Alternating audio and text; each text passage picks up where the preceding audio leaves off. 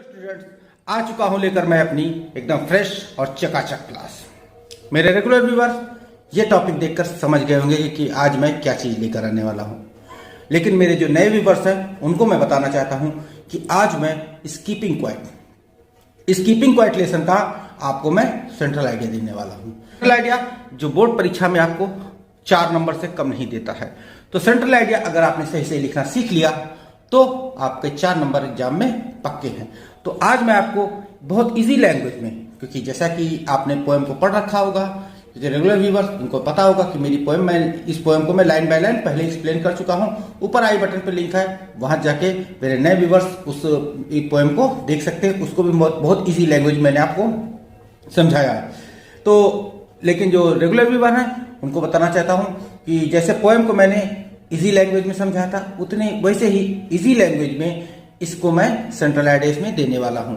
और ज्यादा देर न करते चले चलते अपनी क्लास की तरफ। लेकिन आगे बढ़ने से पहले ये जान लीजिए कि ये है आपकी अपनी क्लास, एक्सीलेंस क्लास। यहाँ पे हर बार हर चीज आपको यूनिक मिलती है। चैनल को सब्सक्राइब नहीं किया तो अभी सब्सक्राइब कर लीजिए और साथ ही साथ बेल नोटिफिकेशन ऑन कर लीजिए, जिससे मेरे आने वाले सारे वीडियो लेक्चर आप तक सबसे पहले पहुंचे। देखते हैं इस पोएम का सेंट्रल आइडिया कैसे लिखा जाएगा। सेंट्रल आइडिया लिखने से पहले आप लोगों को मैंने कुछ पॉइंट्स बताए थे, वो पॉइंट आपको जानने जरूरी हैं। कि पहले पोएम की थीम, जो नाम है वो तो नाम तो आपको दिख ही रहा, keeping quiet. Writer Pablo Neruda ji हैं, इनको भी आपका नाम याद होना चाहिए, मतलब पोएम का नाम, राइटर का नाम। इसके बाद पोएम की थीम। पोएम की थीम क्या है? पोएम की थीम अगर आप मेरे जो पोएम है पढ़ा होगा, मैंने जो लाइन बाय लाइन एक्सप्लेन किया है, उसमें मैंने आपको थीम एकदम क्लियरली बताई कि थीम क्या है इस पोएम की। इस पोएम की थीम ये है कि इसमें पैब्लो नेरूदा जी ये चाहते हैं कि कुछ सेकंड के लिए हम लोग जो है अपने सारे काम छोड़ दें और एकदम शांत हो जाए, चुपचाप होकर आत्ममंथन करें, अपना सेल्फ इंट्रोस्पेक्शन करें कि हमारे अंदर क्या है और हम क्या हैं और क्या हम कर रहे हैं, क्या हमारे को जो कार्य कर रहे हैं उस कार्य को करने से किसी को कुछ लॉस हो रहा है, कोई नुकसान हो रहा है धरती को, ये चीज अपने अंदर जांचे। और एक जो अपना सिंगल माइंडेड टारगेट मैंने हम लोगों ने सेट कर रखा और साथ ही साथ उसकी डेडलाइन सेट कर रखी कि अपनी डेथ के पहले उस टारगेट को हमें पूरा करना है। उस टारगेट की तरफ हम लोग अंधों की तरफ भागे चले जा रहे हैं कि वो टारगेट हमें अपनी डेथ के पहले पूरा करना। तो उस टारगेट से रुककर, उस दौड़ से रुककर, उस रश से रुककर, बिना किसी एक्टिविटी के हम लोग अपने आप को अंदर से जांचे। तो ये है इस पोएम की थीम। और थीम अब अगर जान ली तो फिर अब इसके बाद आते हैं इसके हम लोग जो है पोएटिक ग्रेस की तरफ। मतलब इसमें जो काव्यगत सौंदर्य है इसे भी आपको जानना जरूरी है। पोएम का मैसेज भी आपको जानना जरूरी है कि पोएम का मैसेज आपको क्या दे रहा है। तो एक एक चीज मैं आपको यहाँ बताते हुए चल रहा हूँ कि पहले आपको सेंट्रल आइडिया लिखना सिखाऊंगा, सेंट्रल आइडिया के बाद आपको पोएम का मैसेज बताऊंगा, पोएम के मैसेज के बाद आपको मैं इसका पोएटिक ग्रेस मतलब काव्यगत सौंदर्य बताऊंगा। तो अब चलते हैं अपनी सेंट्रल आइडिया की तरफ। तो ये है हमारा इस पोएम का central idea, keeping quiet. This poem keeping quiet composed bye Pablo Neruda. ये तो पहली लाइन होती है हर सेंट्रल आइडिया की, इसमें आपको पोएम का नाम और उसके पोएट का नाम लिखना रहता है। इन this poem the poet mostly talks about the necessity of quite introspection. अब इसमें देख लीजिए कुछ वर्ड्स मैंने रेड पेन से लिखे हैं, अर्थात हाईलाइट करके लिखे हैं। क्यों हाईलाइट करके लिखे हैं? क्योंकि ये कीवर्ड्स हैं। ये मेरे जो पुराने व्यूअर्स हैं वो तो समझ गए होंगे कि ये कीवर्ड्स हैं, लेकिन जो मेरे नए दर्शक हैं जो पहली बार आए हैं मेरे वीडियो को देखने के लिए, उनको मैं बताना चाहता हूँ कि ये कीवर्ड्स मैं इसलिए हाईलाइट करके लिख देता हूँ कि इन कीवर्ड्स की सहायता से आप अगर सेंट्रल आइडिया लिखना चाहें तो इन कीवर्ड्स की सहायता से बड़े आराम से सेंट्रल आइडिया लिख सकते हैं। इन कीवर्ड्स को आप केवल माइंड में रखिए और पूरे सेंट्रल आइडिया को लिखते चले जाइए। तो इन्हीं इन कीवर्ड्स को मैं हाईलाइट करके लिख देता हूं, जिससे कि आपके समझ में आसानी सेंट्रल आइडिया आ जाए और आपको ज्यादा मेहनत न करनी पड़े याद करने के लिए। तो ये कीवर्ड आप अपने माइंड में रखिए और सेंट्रल आइडिया आराम से लिख दीजिए। तो पहला कीवर्ड है नेसेसिटी ऑफ क्वाइट इंट्रोस्पेक्शन। मतलब इसमें जो पोएट है वो ये बताते हैं कि जो इंट्रोस्पेक्शन है मतलब आत्मनिरीक्षण है अपना, उसकी आवश्यकता पे इस पोएम में अधिकतर बात की गई है। पोएम को पढ़ रखा होगा तो आपने देखा होगा कि उसमें बताया है मैंने कि बार बार आत्मनिरीक्षण की बात की जा रही। आत्मनिरीक्षण कीजिए, अपने आप को जांचिए, अपने आप को देखिए कि क्या किया जा रहा है।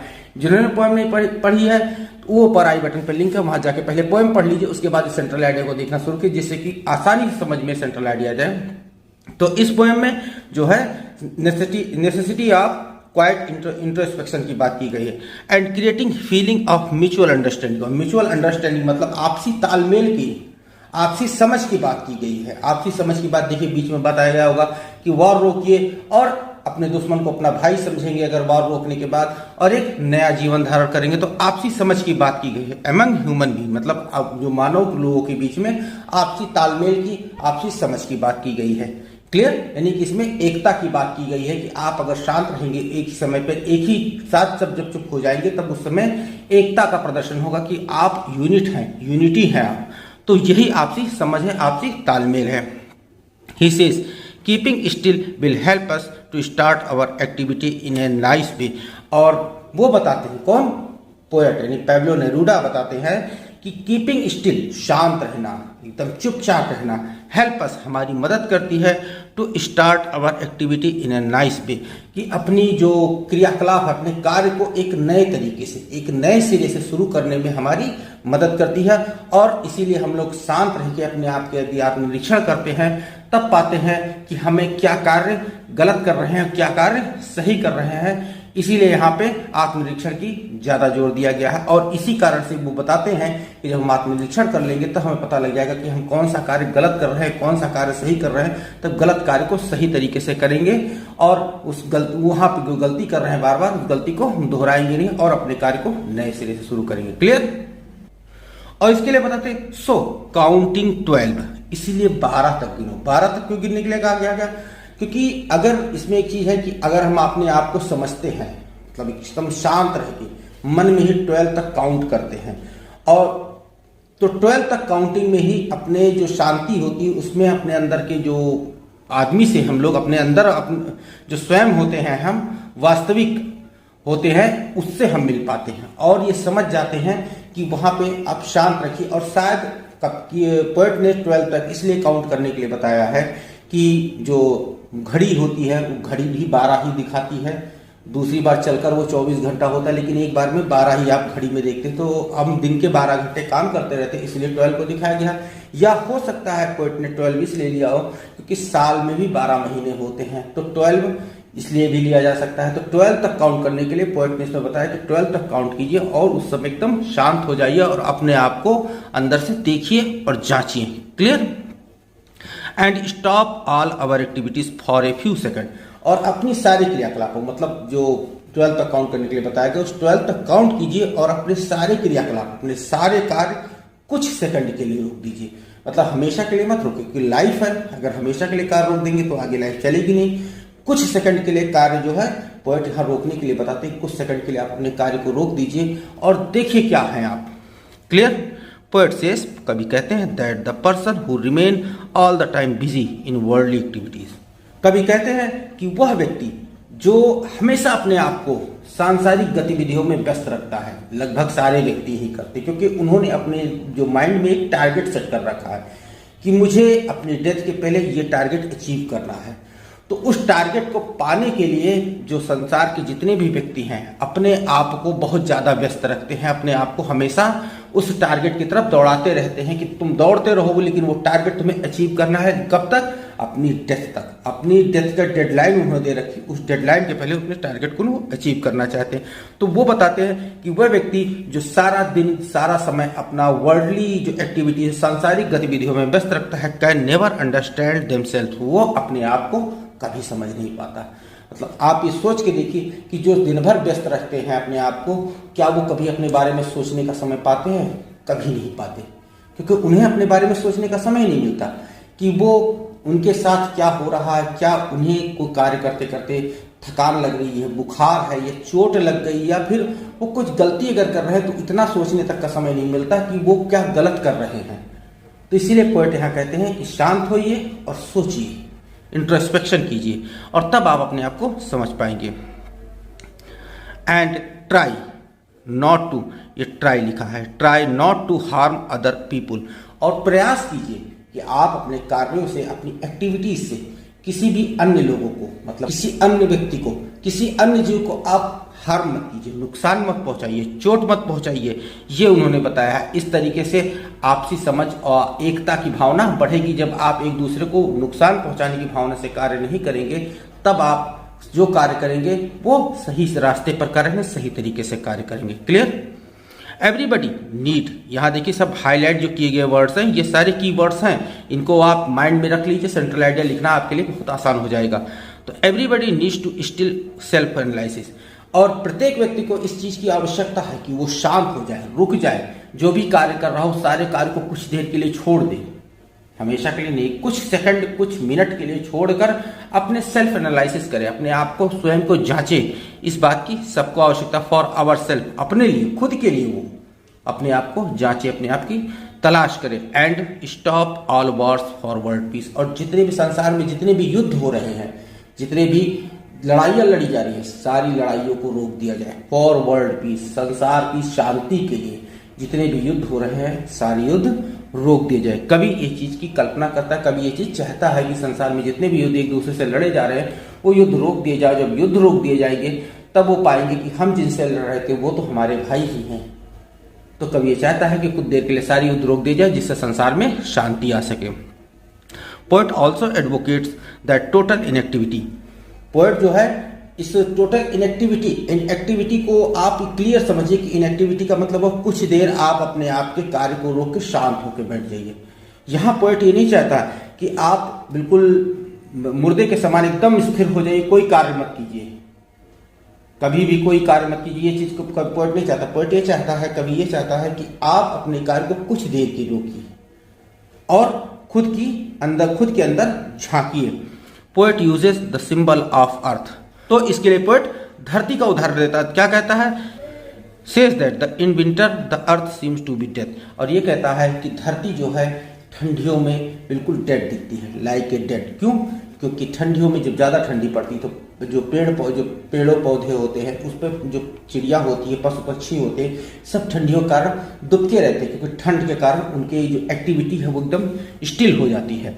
और धरती पे ये लगता है, अर्थ पे ये लगता है कि सब कुछ लाइक ए डेड हो चुका है, कोई धरती पर जीवित नहीं। क्योंकि जब ज़्यादा ठंड होती तो आप लोगों ने देखा होगा कि सब कोई छिप जाते हैं कि अंदर दुबके पड़े रहो, लोग सड़कों पे कम बाहर निकलते हैं, चिड़िया जो है पेड़ों पे ही अपने घोंसलों में दुबकी रहती है, वो बाहर कम उड़ती हैं। तो लगता है कि धरती पर सब कुछ, सारे क्रीचर्स डेड हो चुके, कोई धरती पर नहीं, लाइक ए डेड होता है। लेकिन वहां बताते कि धरती फिर से जब ये लगता है कि सब कुछ डेड हो चुका है तो वो फिर से बताती है कि मैं अलाइव हूँ, मैं जीवित हूँ। क्यों? कैसे? जब स्प्रिंग आता है, जब समर आता है तो हर कोई एक्टिव हो जाता है, क्योंकि वहां पे धरती अपनी ये चीज बताती रहती है कि हर कोई एक्टिव हो जाता है। फिर क्या करती है? जो अर्थ का जब ठंडी गर्मी बढ़ जाती है, बहुत ज्यादा गर्मी हो जाती है, तभी लोग क्या करते हैं? घर में दुबक जाते हैं, क्योंकि धूप बहुत तेज है, गर्मी बहुत है, अब बाहर नहीं गए। तब वहां पर भी ये ऐसा लगता है कि धरती लाइक ए डेड हो चुकी है। तब धरती तुरंत ये चीज, अर्थ जो है अपनी ये चीज तुरंत बताती है कि नहीं, मैं डेड नहीं हूं, मैं अलाइव हूँ। वो क्या करती है? वो रेनी सीजन लेके आती है और मौसम को थोड़ा ठंडा करती है, फिर से लोग एक्टिव हो जाते हैं। फिर रेन जब बढ़ती है, बारिश होती है, तब भी लोग ऐसे दुबक जाते हैं। तब फिर बताते रेन बंद करती है, विंटर लेके आती है। तो इसी तरह से धरती पर जब सब कुछ लगता है कि धरती पर सब कुछ डेड हो चुका है, तो धरती अपने अलाइव होने का जो प्रूफ देती है कि हमारे जो अर्थ सरफेस पे हैं लोग, क्रीचर्स अभी भी अलाइव हैं, जीवित हैं। इसी प्रकार से वो बताते हैं कि इनएक्टिविटी जो है, कुछ देर के लिए हम लोग अपने कार्य को रोक कर ये सोचे अपने बारे में, और ये मत सोच लें कि जब सभी लोग स्थिर हो गए तो वो है सब डेड के समान हो गए। वहां पे फिर से आप कुछ समय सेकंड के बाद अपने कार्य को शुरू कीजिए और अपने अलाइव होने का प्रूफ दीजिए। क्लियर?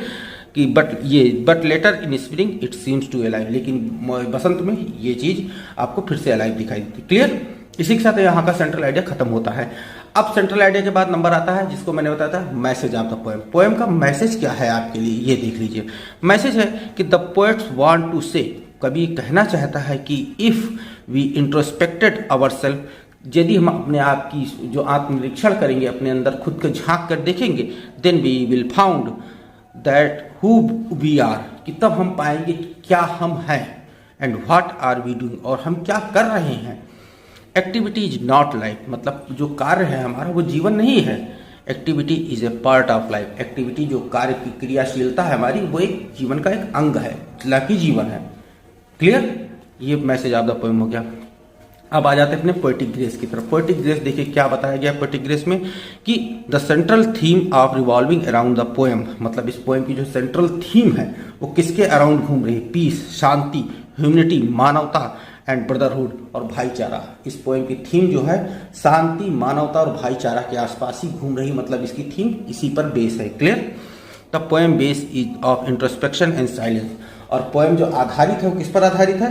इंट्रोस्पेक्शन, आत्मनिरीक्षण और मौन पर आधारित है। ये दोनों चीज ये हो गई। थर्ड में पाते we found a personification alliteration figure of speech in this poem, और हम लोग इस पोएम में पर्सनिफिकेशन मानवीकरण और एलिट्रेशन ये पाते हैं, इस दोनों फिगर ऑफ स्पीच को पाते हैं। एग्जाम्पल लेते हैं, we would all be together, ये एलिट्रेशन मिलता है क्योंकि वी वुड ये दो वर्ड्स ऐसे हैं जिनमें एक ही लेटर लगातार रिपीट हुआ है। एलिट्रेशन में होता है कि दो या दो से अधिक वर्ड्स में अगर जो फ्रंट वर्ड है मतलब पहला लेटर है उनका अगर बार बार रिपीट होके आ रहा है तो वहां पे हम लोग एलिट्रेशन फिगर ऑफ स्पीच पाते हैं। तो यहाँ देखिए वी वुड WW दो बार रिपीट हुआ है दो वर्ड्स में, तो यहाँ पे एलिट्रेशन देखने को मिल रहा है। Perhaps the earth can teach us, इसमें पर्सनिफिकेशन देखने को मिलता है। कैसे? पर्सनिफिकेशन का मतलब ये हुआ कि जो किसी निर्जीव चीज को, किसी भावना को अगर मानव रूप दे दिया जाए, उसको जीवित का रूप दे दिया जाए, तो वहां पे हमें पर्सनिफिकेशन देखने को मिलता है। तो अर्थ को हमें टीच करने के लिए बताया। टीच हमें कौन करता है? टीचर करते हैं। अलाइव ह्यूमन बीइंग करते हैं टीच हमें। तो यहाँ पे अर्थ को एज ए टीचर के रूप में दिखाया गया, तो इसीलिए यहाँ पे पर्सनिफिकेशन देखने को मिल रहा है। क्लियर? तो इसी के साथ इस पोएम का जो central idea message of the poem of poetic grace ये खत्म होता है। और उम्मीद करता हूं कि इसमें आपको जो कुछ भी मैंने बताया है, जितने भी इसी लैंग्वेज मैंने आपको बताया, ये सारी चीजें आपने एकदम से नोट कर ली होंगी। और अब आपको अगर सेंट्रल आइडिया लिखने की आवश्यकता पड़ती है तो आप इस सेंट्रल आइडिया को भूलेंगे नहीं। अगर भूलते हैं, याद करने की दिक्कत होती तो इन कीवर्ड्स, जो कीवर्ड्स मैंने आपको दे रखे हैं कीवर्ड्स रेड पेन से, इन कीवर्ड्स को आप नोट कीजिए, कीवर्ड्स को ही अपने माइंड में सेट कीजिए, जिससे कि आप अपने सेंट्रल आइडिया को बहुत ही आसानी से लिख पाए। और इसी के साथ आज का वीडियो लेक्चर समाप्त किया जाता है। उम्मीद करता हूं इस वीडियो लेक्चर में सेंट्रल आइडिया आपको है कीपिंग क्वाइट का एकदम से क्लियर हो गया होगा। और अगर कोई भी दिक्कत है, कोई भी डाउट है, कोई शंका है तो कमेंट कीजिए और कमेंट करके मुझे बताइए कि आपको क्या दिक्कत है। निश्चित ही मैं आपके इस डाउट को दूर करूंगा। तो मिलता हूं अपने किसी और वीडियो लेक्चर में। Till then stay tuned with our channel, keep watching, keep learning, take care, thank you and bye.